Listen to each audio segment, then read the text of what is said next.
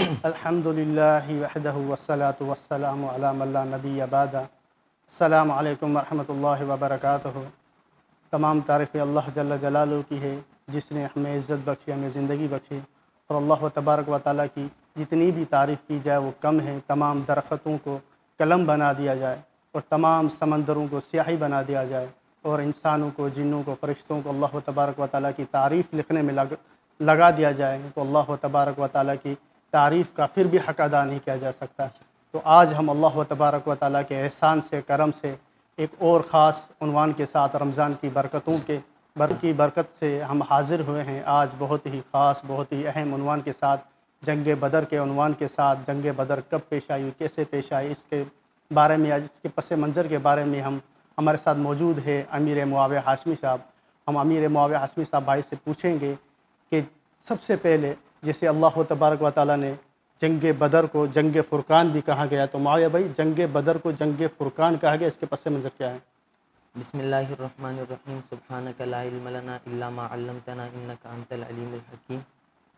آپ نے کہا جنگ بدر کو جنگ فرقان کہا گیا ہے۔ قرآن پاک میں اللہ رب العالمین نے اسے یوم الفرقان کے نام سے ذکر کیا ہے، اور اس کو فرقان اسی وجہ سے کہا جاتا ہے کہ یہ اسلام اور کفر کا پہلا معرکہ تھا جو حضور نبی کریم صلی اللہ علیہ وسلم نے لڑا، اور رحمت عالم صلی اللہ علیہ وسلم بذات خود اس میں شریک تھے، اور یہ پہلا دن تھا اسلام کی سربلندی کا، اور پہلا دن تھا کفر کی ذلت، رسوائی اور ان کی ہزیمت کا۔ تو گویا کہ اس جنگ نے اسلام اور کفر کے درمیان فرق کر دیا۔ اور دوسری بات یہ ہے کہ غزوہ یہ پیش بھی رمضان المبارک کے مہینے میں آیا، اور اللہ رب العالمین نے اسی مہینے کے اندر قرآن پاک کو نازل کیا جس کا نام ہے فرقان۔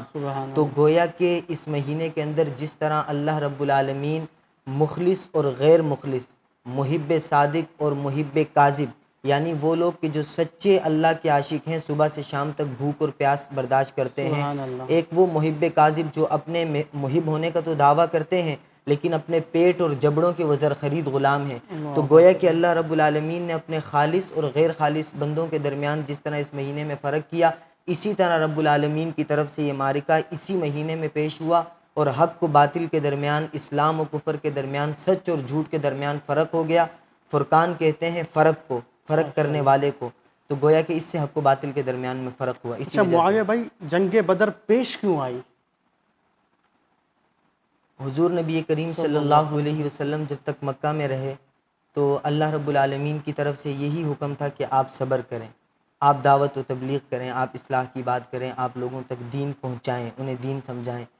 باوجود اس کے کہ کفار تکلیف بھی دیتے تھے، لیکن اللہ رب العالمین کی طرف سے یہی حکم تھا کہ آپ صبر کریں۔ جب آپ صلی اللہ علیہ وسلم ہجرت کر کے مدینہ تشریف لے آئے، اللہ رب العالمین نے آپ کو شان و شوکت دے دی، آپ کو عزت دے دی، آپ کو ساتھی مل گئے، اور آپ کے پاس بہت سے اسباب مہیا ہو گئے۔ تو اب آپ صلی اللہ علیہ وسلم کو اللہ رب العالمین نے جہاد کا حکم دے دیا۔ اذن للذین یقاتلون بانہم ظلموا، وہ لوگ کہ جن پر ظلم ہوا اب اللہ نے ان کو قتال کی اجازت دے دی۔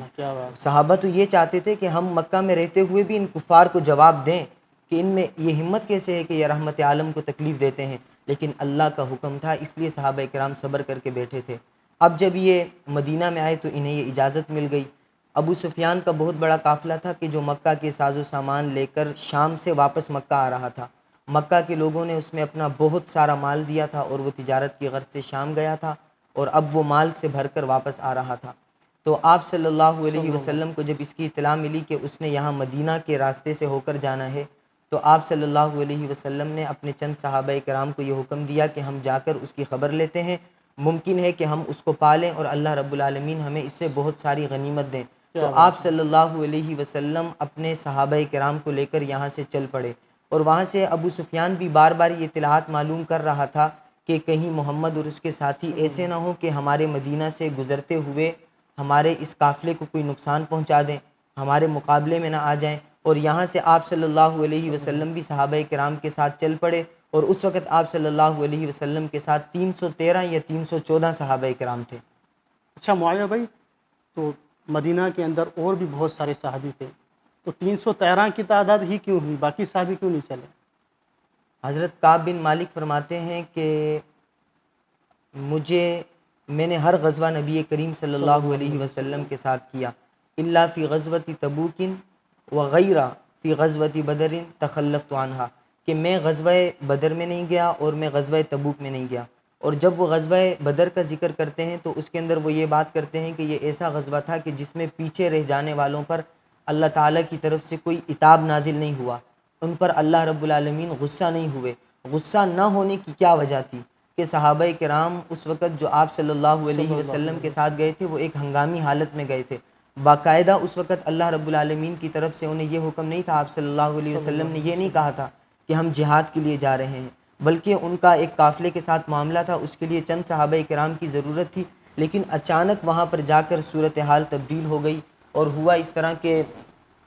آپ صلی اللہ علیہ وسلم یہاں سے جب 12 رمضان المبارک کو روانہ ہو گئے، وہاں سے ابو سفیان بھی بار بار یہ اطلاعات معلوم کر رہا تھا کہیں ایسے نہ ہو کہ محمد اور اس کے ساتھی ہمارے اس قافلے کو نقصان نہ پہنچا دیں، تو اس نے وہاں پر اپنے ایک ساتھی جو تھا زمزم غفاری، اس نے اسے چند اجرت دی اور اسے دوڑا کر روانہ کیا مکہ کہ آپ مکہ میں جا کر یہ اعلان کر دو کہ یہاں پر ہمارے قافلے کو خطرہ ہے، آپ ایسے کرو کہ وہاں سے نکل آؤ اور ہمارے اس قافلے کی خبر لو۔ اب وہاں پر جب عورتوں نے یہ بات سنا کہ ہمارا اتنا بڑا قافلہ آ رہا ہے، اس کے اندر ہمارا اتنا سامان ہے، ہم نے اپنی ساری پونجی وہاں پر لگا دی، اگر مسلمان اس کو نقصان پہنچا دیتے ہیں تو ہمارے لیے کتنی بڑی پریشانی کی بات ہو جائے گی۔ اچھا معاویہ بھائی، ابو سفیان کتنے چالاک تھے، ابھی تو مسلمان نہیں ہوئے تھے۔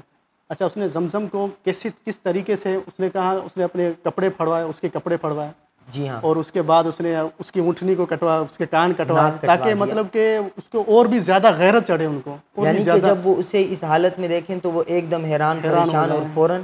یہاں پر نکل آئیں۔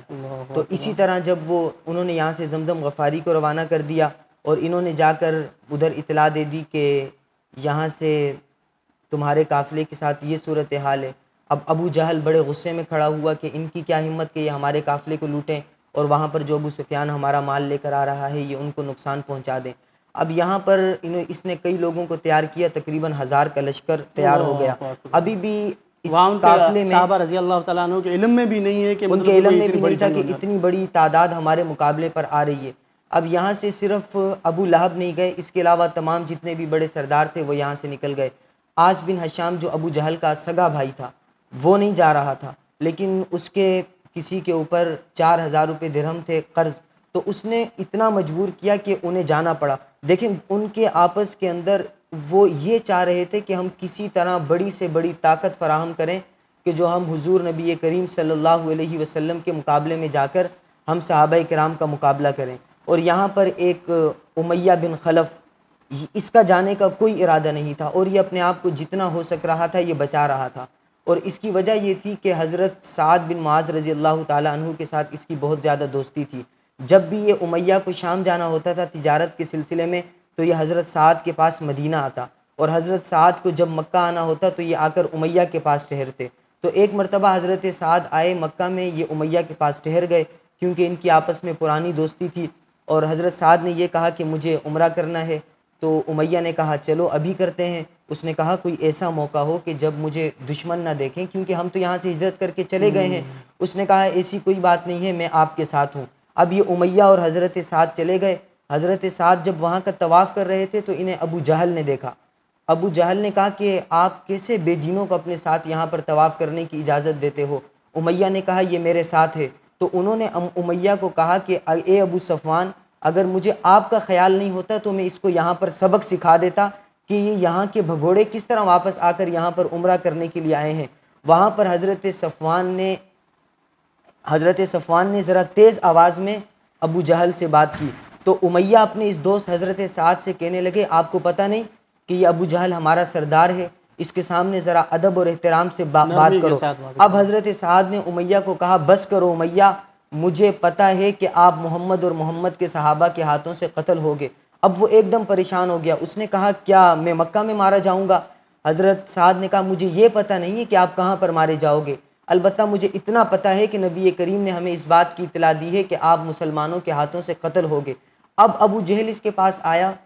کہا کہ چلو یہ اپنی بیوی کے پاس جائے۔ اس کی بیوی نے کہا اپنے یسربی بھائی کا وہ قول نہیں بھولنا جو اس نے تجھے کہا تھا کہ محمد اور محمد کے ساتھی تجھے مار دیں گے۔ اب اس کے دل کے اندر اتنا پختہ یقین تھا کہ مجھے ضرور بھی ضرور مسلمان ماریں گے، اور گویا کہ میں اپنی موت کی طرف جا رہا ہوں۔ اب یہ پریشانی کے عالم میں تھا، یہاں سے ابو جہل آ کر اس کو چمٹ گیا اور اصرار کرنے لگا کہ ہم سردار لوگ ہیں، اگر آپ ہی نہیں جاؤ گے تو یہ ہمارے پیچھے لوگ کس طرح آئیں گے، ہمارے سارے معاملات کس طرح ہوں گے، آپ کو میں ایک اچھا گھوڑا دوں گا، آپ کو میں تلواریں دوں گا، آپ کو میں نیزے دوں گا، آپ تھوڑا سا لوگوں کے ساتھ نکل جائیں، جب لوگ آگے روانہ ہو جائیں گے آپ واپس آ جانا۔ اب یہ ساتھ نکل گئے، ان کا ارادہ ہوا واپس آئیں، لیکن آخر اپنی موت کی طرف جا رہے تھے اور جاتے رہے اور وہاں پر جا کر مسلمانوں کے ہاتھوں سے قتل ہو گئے، ذلت اور رسوائی کی موت مر گئے۔ وہ پیشن گوئی پوری ہو گئی کہ جو نبی کریم صلی اللہ علیہ وسلم نے، کافروں کو بھی کتنا یقین تھا کہ آپ صلی اللہ تعالیٰ علیہ وسلم کی زبان سے جو الفاظ نکلتے ہیں وہ سچے ہوتے ہیں، وہ سچے ہوتے ہیں۔ یہ آپ صلی اللہ علیہ وسلم کی بات کے اندر، یعنی آپ صلی اللہ علیہ وسلم کو، آپ صلی اللہ علیہ وسلم کی ایک خاصیت تھی، آپ صلی اللہ علیہ وسلم نے اپنی خاصیات میں ایک خاصیت بیان فرمائی، نصرت بالرعب، کہ میرا دشمن مجھ سے 1 مہینے کی مسافت پر ہوتا ہے لیکن اللہ ان کے دل میں میرا رعب ڈال دیتا ہے۔ کیا بات ہے! اب یہاں سے یہ کفار کا لشکر روانہ ہو گیا، وہاں سے صحابہ کرام کو اس بات کی اطلاع ملی کہ وہاں سے 313 کے مقابلے میں 1000، اور یہاں پر جو صحابہ کرام روانہ ہوئے ان کے پاس 2 اونٹ، ایک حضرت زبیر بن عوام کا، ایک حضرت مقداد کا، 313 کے پاس 313 کے پاس 2 اونٹ اور 70 گھوڑے، اور 70 گھوڑے بھی اس طرح کہ 3 صحابہ ایک اونٹ پر باری باری سوار ہوتے۔ جو آپ صلی اللہ علیہ وسلم دیکھیں، نبی کریم صلی اللہ علیہ وسلم اپنے صحابہ کے ساتھ کیسے تھے، ابو لبابہ، حضرت علی المرتضیٰ رضی اللہ عنہما اور آپ صلی اللہ علیہ وسلم، یہ تینوں ایک اونٹ پر باری باری سواری کرتے۔ جب آپ صلی اللہ علیہ وسلم کے پیدل چلنے کی باری آتی تو حضرت ابو لبابہ اور حضرت علی المرتضیٰ رحمت عالم صلی اللہ علیہ وسلم سے کہتے کہ آپ سوار ہو جائیں، ہم پیدل چلیں گے۔ آپ صلی اللہ علیہ وسلم فرماتے تم چلنے میں مجھ سے زیادہ طاقتور نہیں ہو اور میں ثواب کمانے میں تم سے زیادہ بے نیاز نہیں ہوں۔ دیکھیں آپ صلی اللہ علیہ وسلم صحابہ کرام کے ساتھ اس طرح گھل مل کر میدان جنگ میں آئے۔ اب آپ صلی اللہ علیہ وسلم جب وہاں پر آ گئے، اب وہاں پر تو حالت تبدیل ہو گئی۔ وہ آئے تو ایک قافلے کی خبر لینے تھے، لیکن کیا معلوم وہاں سے 1000 کا لشکر اور پورے کر و فر کے ساتھ، تمتراک کے ساتھ، بڑے نیزوں بھالوں گھوڑوں خچروں کے ساتھ ان مسلمانوں کے مقابلے میں آ گیا۔ اب آپ صلی اللہ علیہ وسلم نے صحابہ کرام کو جمع کیا، حضرت ابو بکر نے کھڑے ہو کر بہت عمدہ تقریر فرمائی، سبحان اللہ، آپ صلی اللہ علیہ وسلم خوش ہو گئے۔ حضرت عمر کھڑے ہوئے اور آپ صلی اللہ علیہ وسلم کو پوری یقین دہانی کروائی کہ ہم آپ کے ساتھ اپنی جان دے دیں گے۔ پھر یہاں سے ایک صحابی رسول حضرت مقداد کھڑے ہو گئے اور انہوں نے بڑی عجیب بات کی، انہوں نے کہا جو آپ کو اللہ کا حکم ہے آپ وہ کر لیں، ہم وہ بات نہیں کریں گے کہ جو موسیٰ کے ساتھیوں نے موسیٰ سے کہا تھا جب وہ جبارین کے مقابلے میں آئے تھے، اذهب انت وربک فقاتلا انا ہاہنا قاعدون، موسیٰ ہمیں کن کے مقابلے میں لے آئے، ہم ان کے مقابلے میں کیسے لڑیں گے، آپ جانیں آپ کا رب جانے، ہم تو یہاں پر بیٹھے ہوئے ہیں۔ حضرت مقداد نے کہا ہم یہ کہیں گے اذهب انت وربک فقاتلا انا معکما مقاتلون، اے نبی کریم آپ کا رب اور آپ کے ساتھ ہم جا کر لڑیں گے، جہاں پر آپ کا پسینہ گرے گا وہاں پر ان جانثاروں کا خون گرے گا۔ رحمت عالم صلی اللہ علیہ وسلم بہت خوش ہو گئے اور ان کو دعا دی، لیکن پھر بھی آپ صلی اللہ علیہ وسلم نے فرمایا اشیروا علی ایھا الناس، دیکھو آپ صلی اللہ علیہ وسلم پر وحی نازل ہوتی تھی، اللہ کا حکم نازل ہوتا تھا، لیکن پھر بھی اپنے ان جانثاروں سے مشورہ کر رہے ہیں۔ کہا کہ مجھے مشورہ دو، یہ سنت عمل ہے کہ مجھے مشورہ دو۔ آپ صلی اللہ علیہ وسلم نے صحابہ کرام سے مشورہ کیا۔ اب جو انصار کے سردار تھے نا سعد بن معاذ، وہ سمجھ گئے کہ مہاجرین نے تو کھڑے ہو کر باتیں کر لی، اب آپ کا روح سخن ہماری طرف ہے۔ رحمت عالم یہ دیکھ رہے ہیں کہ اب انصار کیا بولیں گے، انصار کا کیا ارادہ ہے۔ تو حضرت سعد بن معاذ رضی اللہ تعالیٰ عنہ کھڑے ہو گئے اور انہوں نے کہا رحمت عالم ہم نے اپنا سب کچھ آپ پر قربان کر دیا، ہم مشرک تھے، ہم کافر تھے، ہم بے دین تھے، ہم آپ پر ایمان لے آئے، آپ جس سے چاہیں ہمیں لڑوا دیں، جس سے چاہیں ہماری صلح کروا دیں، آپ ہمیں جہاں جانے کا حکم دیں گے ہم آپ کے ساتھ جائیں گے، ہمارا مال ہمارے پاس رہے، ہمیں اس پر خوشی نہیں، ہمارا سارا مال آپ پر قربان ہو جائے، ہمارا دل یہ چاہتا ہے۔ اگر آپ ہمیں برق الغمات تک جانے کا حکم دو گے ہم آپ کے ساتھ جائیں گے، اگر آپ ہمیں سمندروں کے اندر اپنے گھوڑے ڈال دینے کا حکم دو گے تو یا رسول اللہ ہم پیچھے نہیں ہٹیں گے، سبحان اور اللہ۔ اگر آپ جنگ کا حکم دو گے تو آپ انشاءاللہ کل وہ عالم دیکھیں گے کہ یہ انصار آپ کی آنکھیں ٹھنڈی کر دیں کیا گے۔ بات ہے، کیا اب بات رحمت عالم صلی اللہ علیہ وسلم پوری طرح جنگ کے لیے تیار ہو گئے۔ اب آپ نے دو صحابی، ایک کا نام بسبس اور ایک کا نام عدی رضی اللہ عنہما، ان کو جا کر وہاں پر خبر کے لیے بھیجا۔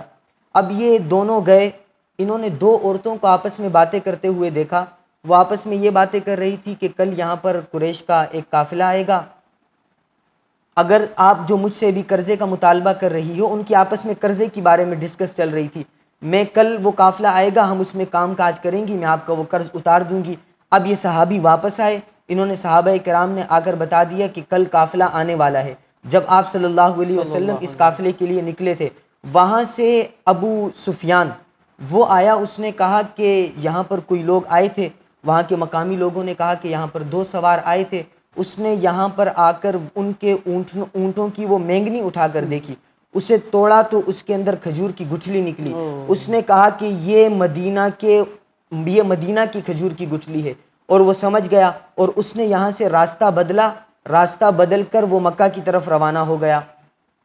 اب جب وہ مکہ کی طرف روانہ ہو گیا تو اس نے دیکھا کہ ابو جہل سامنے بڑے تمطراق کے ساتھ اور بڑے کر و فر کے ساتھ آ رہا ہے۔ حالانکہ جب یہ زمزم غفاری وہاں پر مکہ میں پہنچا تھا تو اس کے پہنچنے سے ایک دن پہلے آپ صلی اللہ علیہ وسلم کی جو پھوپھی تھی عاتقہ بنت عبد المطلب، انہوں نے ایک خواب دیکھا تھا۔ انہوں نے وہ خواب اپنے بھائی حضرت عباس کو بتایا، اور وہ خواب یہ تھا کہ ایک باہر سے ایک مسافر آیا، اور اس مسافر نے آ کر ہم لوگوں کو یہ کہا کہ اے دھوکے بازو، اپنی موت کی طرف، اپنے بچھڑنے کی طرف 3 دن کے اندر اندر پہنچ جاؤ۔ اور وہ یہاں سے واپس گیا، اس نے واپس جا کر یہ بات حرم میں دہرائی۔ پھر اس کے بعد وہ ایک جبل ابی قبیس پر چڑھ گیا۔ جب وہ جبل ابی قبیس پر چڑھا تو اس نے وہاں سے ایک چٹان کو لڑکایا، اور جب وہ چٹان نیچے وادی میں آئی تو اس سے ایک گویا کہ ایک قسم کا دھماکہ ہوا، اور اس کا نقصان ایک ایک گھر کو پہنچا۔ انہوں نے جا کر یہ بات حضرت عباس کو بتائی، حضرت عباس نے اپنے بھائی اپنے دوست ولید بن عتبہ کو بتائی، انہوں نے اپنے باپ عتبہ کو بتا دی۔ یہ بات جب ابو جہل تک پہنچی، اس نے کہا عباس، پہلے تمہارا مدینہ میں بیٹھ کر ایک نبی ہے جس نے یہاں پر نبوت کا دعویٰ کیا تھا، اب تمہاری عورتیں بھی نبوت کا دعویٰ کرنے لگ گئی، لیکن اسے کیا پتا تھا کہ یہ خواب سچا ہے۔ اب دن بھی نہیں گزرا تھا کہ وہاں سے زمزم غفاری آیا، اور اس کا پیراہن چاک تھا، اس کے اونٹ کی ناک کٹی ہوئی تھی، خون بہہ رہا تھا، اور وہ ان کو بڑی آواز میں کہہ رہا تھا کہ بھائی جاؤ اپنے قافلے کی خبر لو۔ اور جب یہ وہاں سے نکل گئے تھے تو ان کے قافلے کے اندر ایک جوہم بن سلت تھا، اس نے بھی ایک خواب دیکھا، اور اس نے یہ خواب دیکھا کہ ایک گھڑ سوار آیا اور اس نے آ کر یہ بات کی کہ ابو جہل قتل ہوا، ربیہ قتل ہوا، فلاں قتل ہوا، امیہ قتل ہوا۔ پھر اس کے بعد اس نے ایک گھوڑے کو مارا، اور وہ گھوڑا اس طرح پوری جگہ پر دوڑا کہ ایک ایک خیمے کے اندر اس گھوڑے کا خون پہنچا۔ جب ابو جہل کو اس بات کا پتہ چلا، وہ پھر بھی پر گیا، کہا نہ جانے تم لوگ کیسی کیسی باتیں کرتے رہتے ہو، میں تو جا کر اس محمد کا قلعہ کما کروں گا، میں تو جا کر اس کا، اب یہ موت اس کو کھینچ کر لے کر جا رہی تھی، اور اس کا خب سے باطن تھا جو رکنے میں نہیں آ رہا تھا۔ وہاں سے ابو سفیان واپس آ گئے محفوظ طریقے سے، ابو جہل اور اس کی راستے میں ملاقات ہو گئی۔ ابو جہل کو ابو سفیان نے سمجھایا کہ ہمارے جانے کا یہ مقصد تھا، میرا آپ کو اطلاع بھیجنے کا یہی مقصد تھا کہ ہمارا قافلہ ہے، ہمارا یہ قافلہ اب محفوظ طریقے سے پہنچ گیا، اب آپ ایسا کرو کہ واپس چلے جاؤ۔ ابو جہل نے کہا میں اس وقت تک واپس نہیں جاؤں گا جب تک میں بدر کے میدان میں جا کر ان کی لاشیں نہ گراؤں اور 3 دن تک وہاں پر جشن نہ مناؤں۔ اس نے اپنے ساتھ عورتیں، لونڈیاں، تبلچیاں، ڈھول دھماکے، نہ جانے کیا کیا انتظام کیا، اور یہ وہاں سے چل گیا، اور وہاں پر نبی کریم صلی اللہ علیہ وسلم اپنے 1300 صحابہ کے ساتھ ایمانی قوت سے، ایمان سے سرشار وہاں پر تھے۔ اب آپ صلی اللہ علیہ وسلم نے اپنے کچھ صحابہ کرام کو بھیجا کہ جاؤ قافلہ پہنچنے والا ہے دیکھو۔ اب آپ صلی اللہ علیہ وسلم کے کچھ صحابہ کرام گئے اور وہ 2 لوگوں کو پکڑ کر لے آئے۔ آپ صلی اللہ علیہ وسلم نماز پڑھ رہے تھے، صحابہ بندے ان کے پکڑ کے آئے، یہ 2 بندے، یہ مطلب اب وہ وہاں سے 2 بندوں کو پکڑ کر لے آئے۔ اب آپ صلی اللہ علیہ وسلم نماز پڑھ رہے تھے تو انہوں نے ان 2 بندوں کو پکڑ کر مارا، کہا تم ابو سفیان کے بندے ہو، انہوں نے کہا نہیں، ہم ابو سفیان کے نہیں، ہم قریش کے لوگ ہیں، ہم پانی بھرنے کے لیے آئے ہیں۔ انہوں نے کہا کہ ہم قریش کے ہیں۔ انہوں نے کہا نہیں، تم ابو سفیان کے ہو۔ صحابہ نے مارا، انہوں نے اقرار کر لیا کہ ہم ہاں ابو سفیان کے بندے ہیں۔ آپ صلی اللہ علیہ وسلم نے سلام پھیرا۔ آپ صلی اللہ علیہ وسلم نے کہا کہ جب انہوں نے سچ کہا تو تم نے انہیں مارا، جب انہوں نے جھوٹ کہا تو تم نے انہیں چھوڑ دیا۔ بھائی یہ ابو سفیان کے لوگ نہیں، یہ قریش کے لوگ ہیں، ان کا ابو سفیان سے کوئی تعلق نہیں۔ ہاں انہوں نے ان کے قافلے کو ضرور دیکھا ہے۔ کہا یہ بتاؤ کہ وہ جو مکہ سے قافلہ آیا ہے وہ کتنے لوگ ہیں؟ انہوں نے کہا ہمیں تعداد معلوم نہیں۔ آپ صلی اللہ علیہ وسلم نے فرمایا اچھا یہ بتاؤ وہ کھانا کتنا کھاتے ہیں؟ آپ صلی اللہ علیہ وسلم کو ان 2 لوگوں نے کہا کہ غلاموں نے کہ وہ 9 یا 10 اونٹ ذبح کرتے ہیں۔ تو آپ صلی اللہ علیہ وسلم نے اندازہ لگایا کہ وہ 900 یا 1000، اس سے زیادہ نہیں ہے، وہ 900 یا 1000 ہیں۔ اب آپ صلی اللہ علیہ وسلم نے اپنے صحابہ کرام کی جانثاری، ان کی محبت، ان کی دین کے لیے قربانی، سب کچھ صحابہ کرام تو آپ صلی اللہ علیہ وسلم کے سامنے اپنا اظہار کر چکے تھے۔ اب آپ صلی اللہ علیہ وسلم نے چاہا کہ اب جنگ کی تیاری کی جائے، لیکن ہوا یہ کہ وہ جو بدر میں مشرکین اور کفار وہ پہلے سے پہنچ گئے، وہاں پر جو پانی کے چشمے تھے اور سب کچھ تھا ان پر قبضہ کر لیا۔ جو اسباب تھے تقریباً سارے کفار تقریباً کے جو پاس بھی تھے، ظاہری اسباب تھے وہ انہوں نے اپنے کنٹرول میں لے لیے۔ اب ایک طرف صحابہ کرام تھے، ریت، رمضان المبارک کا مہینہ، تپتی گرمی، تپتی ریت اور جلا دینے والی دھوپ، اور ریت کے اندر اتنی ریت کے پاؤں دھنسے جا رہے تھے، اور وہاں پر وہ مضبوط پتھریلی زمین پر ان کے پاس پانی وغیرہ چشمے سب کچھ۔ اب آپ صلی اللہ علیہ وسلم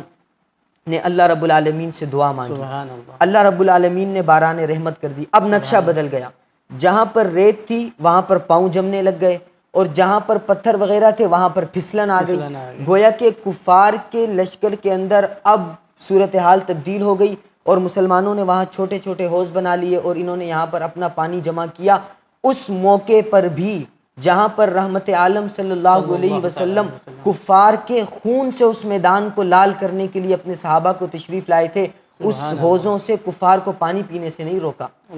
کفار وہاں سے آ کر پانی پیتے رہے، آپ صلی اللہ علیہ وسلم نے منع نہیں فرمایا۔